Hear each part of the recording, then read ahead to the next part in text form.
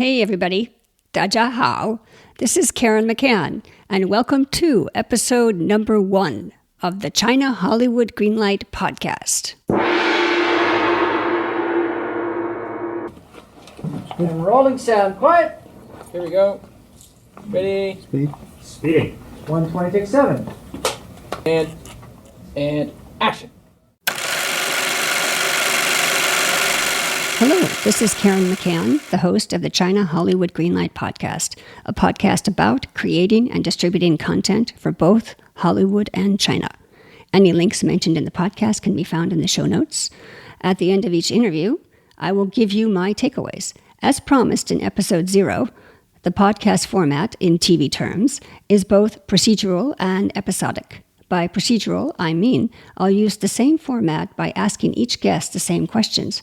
By episodic, I mean after the interview, I will update you on my own journey to getting my film and TV projects greenlit, so you can have a ringside seat onto what it takes to get a China-Hollywood Greenlight. So let's begin.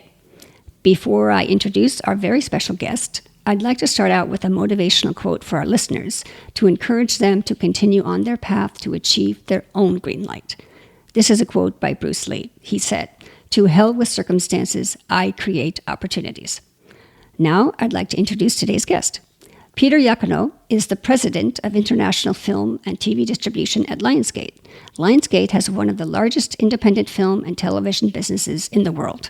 Mr. Iacono oversees international distribution, sales, and marketing, third-party acquisitions, as well as international format sales and production. Back in March 2015, Lionsgate sealed a $1.5 billion deal with China's Hunan TV. That deal encompasses film finance as well as Hunan's Chinese language output deal in international markets and a TV production component. So welcome, Mr. Iacono, and thank you for coming on the show today. Why don't we begin by you telling the audience a little bit more about yourself and your business? Okay, so I've been in the film and entertainment business for a couple of decades now, more time than I think I care to admit to. So let's just say a couple of decades, and started off on a very traditional route at Disney in corporate finance, and then moving to Warner Brothers in corporate strategy, and then went to Sony, where I was president of international television distribution, and then moved on to a role of president of international feature film production. Then lived in London for a little bit. I was president of ITV, and for the last, 8 or 9 years at Lionsgate, where I am president of international distribution for the Film and Television Group. Wonderful. Now, why don't we begin with some questions? I know no 2 days are the same, but just to give the audience some understanding about your job, can you tell us 2 or 3 main tasks you do every day? Sure. And you're right, no day is the same. And I think usually the first thing that usually happens on a typical day is that you look at your BlackBerry, or sorry, you shouldn't call it your BlackBerry anymore. That really does date me, doesn't it? You look at your phone, and somewhere between 5:30 in the morning and 6 o'clock in the morning, and you start looking at all the emails that have come in, and there's usually 1 or 2 crises that you have to address immediately. So usually there's a crisis somewhere in the world that has to be dealt with.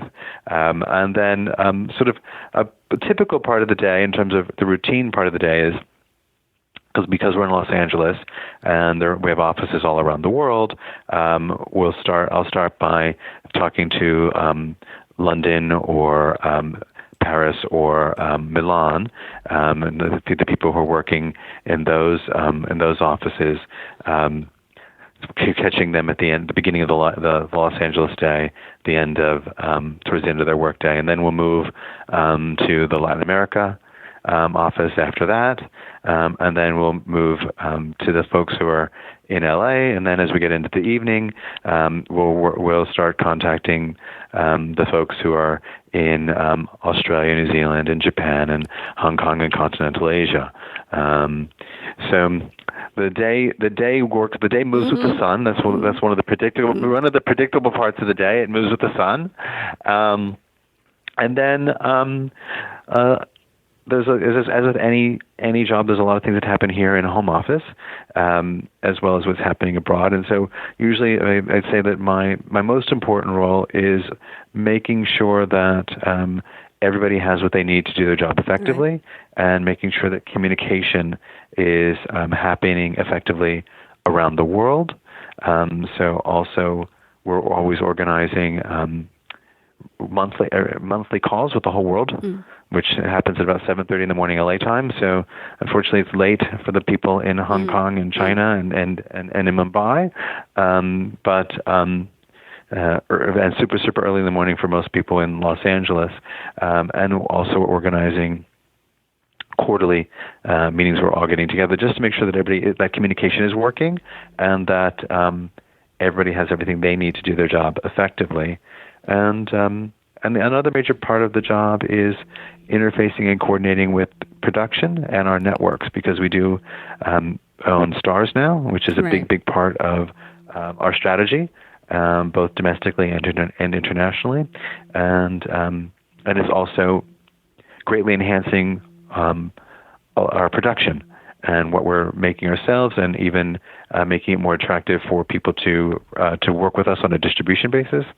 So the other big part of the role is for lack of a better word, feeding the pipeline and making sure that all of those offices around the world where people are looking to distribute Lionsgate film and television shows have continuity of production and supply, and interfacing with production, the ongoing productions as well, to make sure that those ongoing productions can take on feedback from what is working around the world, and where people from around the world might have notes or suggestions for the productions that we have, the ongoing shows that we have season after season. Well, speaking of around the world, that leads to my next question. As I mentioned earlier, in 2015, Lionsgate made a major deal with the Chinese TV studio and film group. How do you find your Chinese business partners, and how do you suggest the listeners find Chinese partners? Another excellent question. It's all, it's really, really basic. I hate to say there's no magic to it. It's hard work, and persistence and diligence. And I'm even going to, a little bit of your quote, which I think your quote today was fantastic, is, you don't look at the obstacles, you look at how you make opportunities. Because especially with the Chinese market, there are oftentimes many hurdles that you have to achieve. But we have a wonderful group, which is led by a woman named Annie Yim, who's based in our Hong Kong office, and also on the television side and on the film side, a brilliant woman, Wendy Reeds, who is based in London, and they work very, very closely together, and are always on the ground in China, and making relationships and talking. I mean, the thing is always, I feel like I'm emphasizing the same point as in the answer to the first question, but really it's also about a lot about communication and being, but in the sense of communication, also being on the ground in front of people, meeting people, talking about what they're looking for. Listening. Listening is a big part. I cannot underemphasize the importance of listening and communication, and figuring out how we kind of work together. So, lastly, we're blessed here at Lionsgate because we have a very supportive senior executive team that's very focused on the Chinese market and very, very supportive of forging relationships and doing innovative deals in the market. So it all comes together quite nicely. Well, tell us an obstacle that you encountered on a past project, and how did you overcome it, and what did you learn? Well,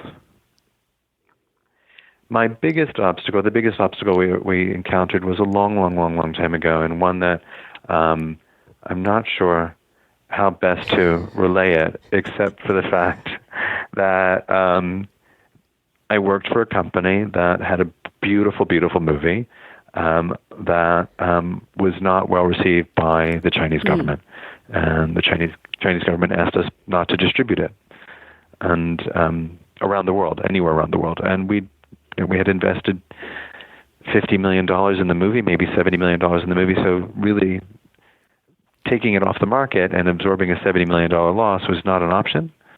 So we did release the picture around the world, and as a result, we met with incredible resistance from the Chinese government for the next few years at anything we tried to do. And I think it was a great lesson learned, one where we also, and I think the most important lesson that we learned in that is that you will make mistakes along the way, or you can't always do things that will make everyone happy, but the point is how you recover from it. And the lesson that we all learned was how we brought that relationship back, and how we forged a relationship and made amends, and met with senior members of the Chinese government repeatedly, and explained our position, why we had to do what we had to do, but also acknowledged all of their concerns, and found a way back, and found a way so that we were then, making a beautiful movie with Johnny Mo, and everybody was happy, and we got things back on track again. So I would say that it was an incredible obstacle, one that we thought we could not, from which we thought we could not recover, and we realized that recovery is all about taking responsibility and acknowledgement, and making amends and forging a way forward, and that it was a long, hard path, but it was quite fruitful, and we're glad that we did it. Wow, you definitely have guanxi with the Chinese government. Absolutely. Speaking of pain points, if you could magically, now that you've solved that huge pain point in the past, if you could magically solve 2 pain points now, what would they be? Oh my goodness. Well, I think probably speaking for many content creators and distributors, the biggest pain point right now is not necessarily the hurdles that one has to go through to have your programming appear on an internet service or on broadcast, in the sense of compliance with custom and content concerns, but right now there's an incredibly arduous process to go through to get things put onto the internet. So it's not the compliance aspect. I'd love to magically solve the timetable that it takes now, because I think we apply once every 6 months for things that can be put on the internet service, and we have to have there's a great many things that one has to provide, and all things that we're happy and to provide and quite willing to provide. But the actual process that we have in place right now, the mechanics of it are quite arduous. So if there's one thing I could wave a magic wand, I would say, we could submit anything at any time. Rather than once every 6 months, please let us submit anything at any time, and we will happily work with you to address any and all concerns with anything that we have created.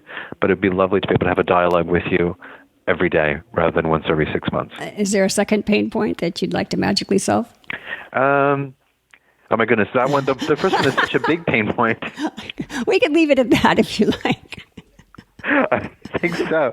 The first one is a gargantuan pain point for us right now.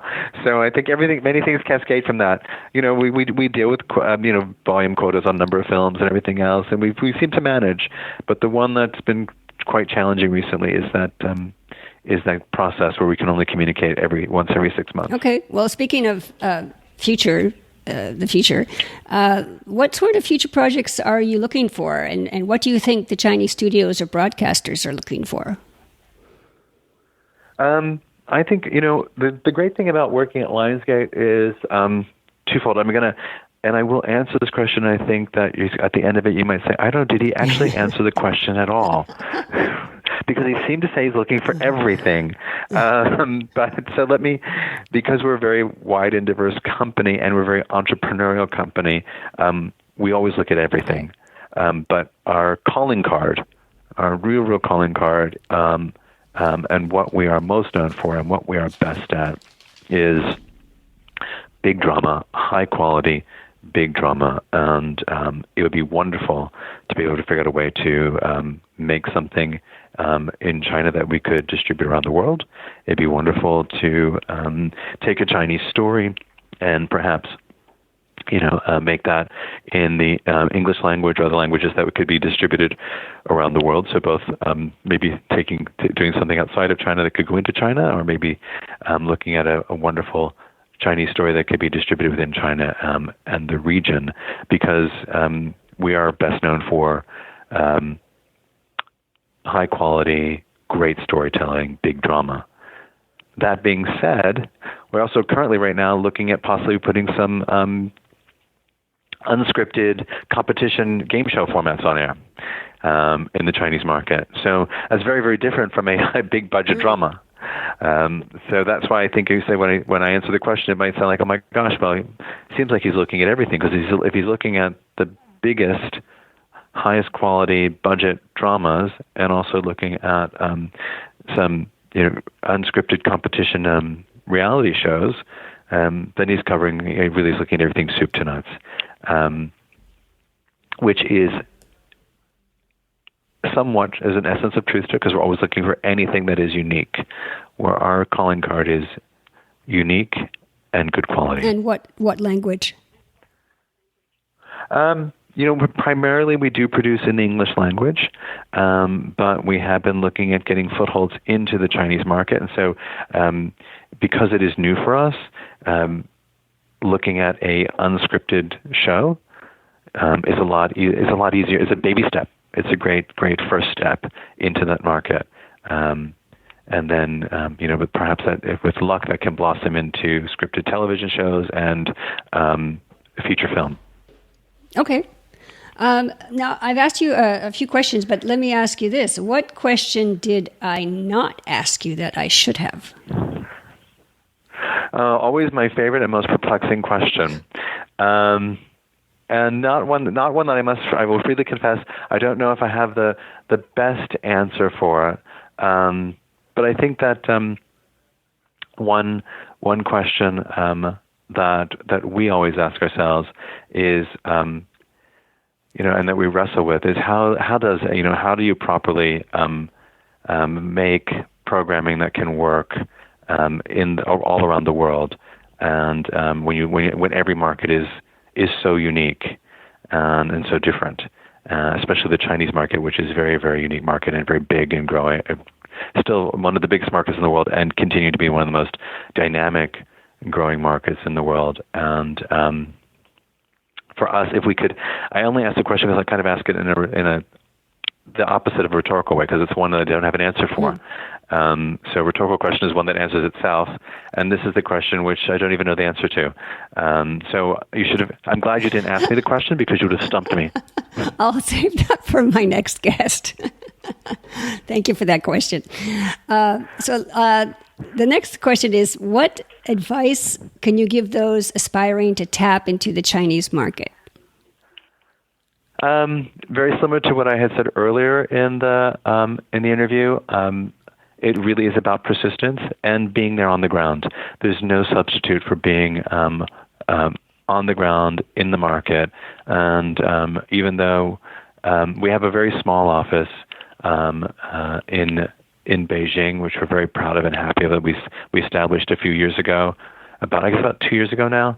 Our roots and where we came from was the team in Hong Kong and the team in London going all the time and talking to people and figuring out how we can align and make a partnership. So it would be there on the ground. Don't be shy about it, and don't be thwarted by disappointment or rejection, or if things don't happen quickly, because it is a wildly dynamic market where many times things happen quite briskly, but oftentimes things happen. They look like they happened overnight, but really they had a very, very long gestation period. Exactly. Yes, patience is a trait we all need to adopt. Now, my last question is, how can our audience keep track of you? Would you like to mention any social media handles, upcoming project details, or website links? The best website link is our Lionsgate website, which is www.lgtv.lionsgate.com. And there you can see that is the best place to see all the things that are up and coming from the global distribution team. Great. Okay. Well, Mr. Iacono, I just want to thank you for being so generous with your time and experience and expertise. You've given the China-Hollywood audience some great advice, some great stories. And I'd like to thank you again for coming on the show. Well, it was great to be here. I'm so happy that you had me. And I would, if ever you want me back, I'd be happy to come back. Great. Well, Mr. Iacono, thank you. And we'll see you at the premiere. After each interview, I will mention 3 key points as well as my own takeaways. The 3 key points that Mr. Iacono mentioned about working with China, one is you need to be on the ground, meeting people, and talk about what they're looking for. So that's key. The second thing is listening is a big part. Mr. Iacono couldn't emphasize enough how important listening is in communication and figuring out how we can work together. And number 3, he said, you will make mistakes along the way. The most important thing is how you recover from them. Now, my own takeaways, I have 4 takeaways. Number 1 is Lionsgate is known for big, high-quality dramas, and they are looking for a Chinese story that can be distributed around the world. And Mr. Iacono said shooting in English is a possibility. The second thing is that they are going to be taking baby steps to get into the Chinese TV market by finding an unscripted competition game show format. This could then blossom into making narrative TV shows and feature films over there. So if you have a competitive reality TV idea, pitch it to Lionsgate. Number 3, be original. Mr. Iacono emphasized Lionsgate is looking for unique projects, so writers don't rehash last year's big hit into some derivative story. Be original. And number 4, be persistent. Don't be thwarted by disappointment or rejection, or if things don't happen quickly. So that was my first episode. The link to this episode's show notes and any links mentioned can be found in China-HollywoodGreenlight.com /session 001. As I mentioned in episode 0, this podcast is both procedural. Here, I mean, I use the same question format for each guest every week. It's also episodic in that I tell you about my own journey to get my own green light. So, what's happening with my projects this week? I have 2 feature film scripts and a TV pilot that I'm focusing on.